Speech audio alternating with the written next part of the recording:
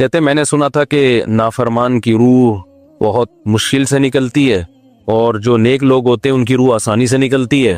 تو میں تو جب گیا یورپ میں تو میں نے بہت سے گوروں کو بڑے آرام سے مرتے ہوئے دیکھا اور بہت سے نیک لوگوں کو بڑی مشکل سے مرتے ہوئے دیکھا. تو یہ کیا ہے؟ تو کہہ رہے مجھے تو اسلام کے بارے میں اشکالات شروع ہو گئے. میں نے کہا آپ نے جن سے یہ تقریر سنی ہے نا کہ نیک لوگ کی روح آرام سے نکلتی ہے، بروں کی مشکل سے نکلتی ہے، انہوں نے آدھی بات بتائی ہے، پوری نہیں بتائی. میں نے کہا یہ تو صحابہ کے دور میں نے کہا اگر آپ حدیثیں پڑھ لیتے ایک آیت سے کبھی تھوڑی مسئلہ حل ہوتا ہے. آپ کسی کی ایک بات لے رہے ہیں، دوسرے موقع پہ جو اس نے تشریح کی ہے وہ آپ نہیں لے رہے. میں نے کہا معاذ اللہ، اگر کسی کی کوئی موت کی کسی کو بہت تکلیف ہو رہی ہے، یہ اس معاذ اللہ اس کے برے ہونے کی علامت ہے، تو یہ تو پھر کفر ہے. حدیث میں آتا ہے کہ آپ صلی اللہ علیہ وسلم کو موت کی تکلیف دوسروں سے زیادہ ہوئی ہے. آپ صلی اللہ علیہ وسلم فرمایا اوعکو کما یوعکو رجلان منکم، مجھے بخار میں اتنی تکلیف ہوتی ہے جتنی تم میں سے 2 آدمیوں کو ہوتی ہے.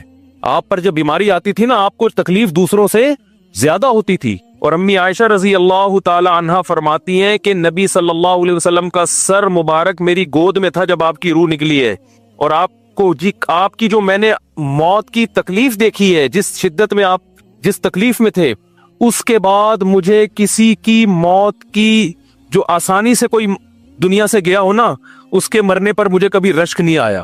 رشک کا کیا مطلب؟ کہ بھئی یہ اتنی آسانی سے چلا گیا تو اس کا مطلب یہ زیادہ اچھا تھا، اور معاذ اللہ آپ صلی اللہ علیہ وسلم کے اعمال کم تھے، تو یہ تو ممکن نہیں ہے نا. کہتے ہیں مجھے کبھی کسی پہ رش نہیں آیا کہ آرام سے مر گیا تو بہت نیک ہوگا. ٹھیک ہے نا، بہت مشکل ہے سمجھانا. امی عائشہ فرماتی ہیں کہ یعنی امی عائشہ کی حدیث کا مفہوم بیان کر رہا ہوں کہ نبی صلی اللہ علیہ وسلم کی موت کے وقت جو تکلیف کی حالت تھی، اس کو جب سے میں نے دیکھا ہے، تو امی عائشہ کی بات کا خلاصہ یہ ہے کہ اب اگر میں کسی کو دیکھتی ہوں نا کہ آرام سے روح نکل رہی ہے، یعنی آرام سے مر رہا ہے، دنیا سے جا رہا ہے، تو مجھے اس پہ رش نہیں آتا کیونکہ بہت نیک ہوگا. کیا مطلب؟ اس کا نیک عمل سے تعلق بولتے کیوں نہیں ہے. لیکن ہمارے ہاں سارا مدار کس پر ہے؟ مرنے کے بعد شکل کیسی ہے اس کی؟ آڑا ترشا ہو گیا تو جہنم میں جا رہا ہے اس کا مطلب. اور اگر مرا ہوا ہے، دانت کھلے میں، ایسا لگ رہا ہے مسکرا رہا ہے، سیدھا کہاں جا رہا ہے؟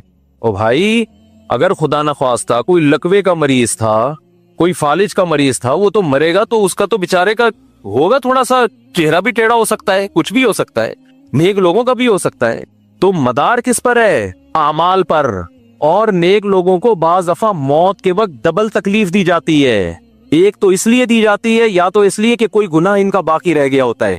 اللہ کیا کہتے ہیں؟ بھائی قبر میں جانے سے پہلے اس کو ہمارے پاس دھلا کے لے کے آؤ، صاف ستھرا ہو کے. اب ہمارے پاس آ رہا ہے تو اب ہم نہیں چاہتے کہ اس کے گناہوں کی گٹری ہو، اس کو پاک صاف کر کے لے. میں نے بڑے بڑے بزرگ دیکھے جن کو آخری وقت میں بہت مصیبت میں گزری، ان کی یعنی زندگی کے آخری ایام، بیٹیوں کی ٹینشن، کسی بیٹی کو طلاق ہو گئی، وہ گھر آ گئی، کوئی اور مسئلہ ہو گیا، تو بڑی ٹینشن میں آخری وقت. لیکن وہ زبان سے کیا کہتے تھے؟ شکر. کیا شاید اللہ تعالیٰ ہمارے گناہوں کو معاف کرنا چاہتا. اولاد کی حدیث میں آتا ہے کہ انسان کو اس کی گھر والی کی طرف سے، اس کی اولاد کی طرف سے، اس کے جسم کی طرف سے تکلیفیں پہنچتی رہتی ہیں اور اس کے گناہ معاف ہوتے رہتے ہیں، حتی لقی اللہ طاہرا مطہرا، جب اللہ کے پاس آتا ہے نیٹ کلین، بالکل گناہوں سے پاک صاف ہو گیا. لیکن یہ تکلیف ہوتی ہے جس میں صبر کی توفیق بھی ملتی ہے، کیونکہ اللہ دے رہا ہے نا تکلیف، اور اللہ سزا کے طور پہ نہیں بلکہ کفارے کے طور پہ، تاکہ ہمارے پاس آئے تو صاف ستھرا ہو گئے. تو اس تکلیف میں پھر صبر کی توفیق، اس لیے علماء کہتے ہیں جس تکلیف میں صبر کی توفیق مل رہی ہے سمجھ لو یہ رحمت ہے. یہ کیا ہے؟ رحمت. یہ اللہ آپ کو بنانا چاہ رہا ہے کچھ. اب لوگ کہتے ہیں یہ والی تکلیف کیوں، وہ والی کیوں نہیں آئی، یہ تو بہت زیادہ ہو گئی. تو بھئی اللہ سے کوئی نہیں لڑ سکتا، وہ جو دے رہا ہے وہ اس پہ صبر کرو. اسی کو کہتے ہیں تقدیر پر رضا. کیا قبر والے سنتے ہیں؟ اگر نہیں سنتے تو ہم یہ دعا کیوں پڑھتے ہیں، السلام علیکم یا اہل القبور؟ وہ تو سنتے ہی نہیں. اختلافی مسئلہ ہے. ہماری رائے یہ کہ نہیں سنتے. قرآن مجید کی آیت ہے انک لا تسمع الموتى ولا تسمع الصم الدعاء، کہ اے نبی آپ مردوں کو نہیں سنا سکتے. تو اس پہ بہت کچھ لے دے ہوئی ہے، بہت کچھ کہا گیا ہے.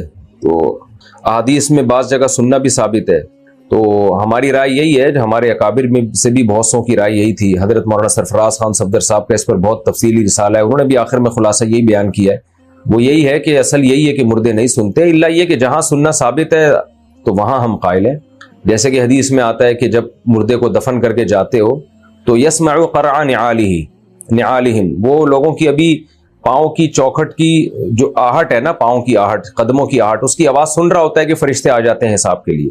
تو وہاں یہ ہے کہ وہ جب آپ دفن کر کے جاتے ہیں تو مردہ بھی سن رہا ہوتا ہے قدموں کی آہٹ. لیکن بعض علماء کی یہ رائے ہے کہ یہ حدیث جو ہے نا یہ علم سے کنایا ہے، یعنی مردے کو پتا ہوتا ہے کہ مجھے دفنا کے جا رہے ہیں. واللہ عالم، اس پیچیدہ بحث میں ہمیں پڑھنے کی زیادہ ضرورت نہیں ہے. بہرحال آپ نے پوچھا ہے تو میری اور ہمارے بہت سے اکابر کی رائے یہی تھی کہ قرآن کی اس آیت کی روشنی میں کہ مردے نہیں سنتے، الا یہ کہ جہاں سننا ثابت ہے. تو اللہ اپنی قدرت سے کسی کو کوئی بات سنا دے تو پھر اللہ پہ تو کوئی پابندی نہیں ہے، نہ کوئی چیز اللہ کی قدرت سے باہر ہے. لیکن علی الاطلاق یہ قول کہ جب بھی آپ جائیں گے قبر پہ مردے سنیں گے، تو یہ قول ہماری رائے میں دلیل کے لحاظ سے کمزور ہے. ناتالیہ انصاری انڈیا سے، کیا سورہ فلق سورہ ناس دل میں ہی پڑھ کر دم کر سکتے ہیں یا زبان سے پڑھنا ضروری ہے؟ دل میں پڑھ کے نہیں دم کر سکتے بھائی، زبان سے پڑھنا ضروری ہے، زبان سے پڑھ کے دم کریں. سعودی عرب سے کسی نے پوچھا انڈیا اور پاکستان سے جو لوگ مسجد وغیرہ کے لیے چندہ کرنے آتے ہیں تو کیا ایسا کرنا جائز ہے؟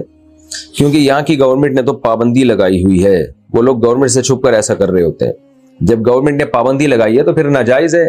حکومت کے لاء کو فالو کرنا انتظامی چیزوں میں فرض ہے، ایسے پبلکلی چندہ کرنا. اور میں یہ بات بار بار بتا دوں کہ مسجدوں اور مدرسوں کے نام پہ نا فراڈی لوگ بہت گھوم رہے ہیں. جو چندہ کرتے ہیں ان کا نہ کوئی پیچھے مدرسہ ہوتا ہے نہ مسجد ہوتی ہے، اور بعض دفعہ مسجد اور مدرسہ ہوتا ہے لیکن وہ ہوتا ہی چندے کے لیے. تو اس لیے ایسا نہیں ہو کہ کوئی بھی اٹھ کے مدرسے کے نام پہ پیسے مانگنا شروع کر دے، آپ دینا شروع کر دیں. یہاں بہت بیوقوف بنایا جاتا ہے. تو پہلے یہ دیکھیں ریلائبل مدرسہ ہے یا نہیں ہے، اس کی مینجمنٹ کون ہے، آڈٹ کا کوئی نظام بھی ہے یا نہیں ہے، چندہ کہاں آ رہا ہے، کدھر خرچ ہو رہا ہے. جب تک یہ پوری پراپر نالج نہ ہو، اسی طرح اپنی رقمیں اٹھا کے دیتے رہنا، یہ ضائع کرنے والی بات ہے مال کو. تو یہ ایک باقاعدہ بہت سے لوگ جو ہے نا اس دھندا بنایا ہوا ہے ان چیزوں کو. تو علماء ایسا نہیں کرتے، لیکن علماء کے روپ میں لوگ ایسا کر رہے ہوتے ہیں. کسی کے چہرے پہ تھوڑی لکھا ہوتا ہے کہ یہ عالم ہے، مفتی ہے، فراڈی ہے، کیا ہے. تو لوگ علماء کا گیٹ اپ بنا لیتے ہیں. یہ جتنے روحانی عامل ہیں انہوں نے اپنے نام کے ساتھ مفتی لگانا شروع کر دیا، مفتی فلاں مفتی فلاں. تو پاکستان میں کوئی پابندی تو ہے نہیں، کوئی بھی مفتی کہہ دے. حالانکہ روحانی عامل تو شریف انسان ہو، یہ بڑی مشکل سے، یعنی بہت ہی کوئی ایسا ریئر کیس ہوگا تو ہو گیا ہے گا، ورنہ مفتی کہاں سے ہو گیا وہ. تو اب روحانی عاملوں پہ میں مزید زیادہ نہیں بولتا. تو اس لیے جو ہے نا یہ جو بعض لوگ ایسا کرتے ہیں کہ چار دیواری کھڑی کی اور کچھ یتیم بچے لا کے رکھ دیے اور پھر نوٹ چھاپنے کی مشین بن جاتے ہیں. لوگ ان یتیموں کے چہرے دیکھ دیکھ کے پیسہ دے رہے ہوتے ہیں. وہ جو مدرسے کا محتم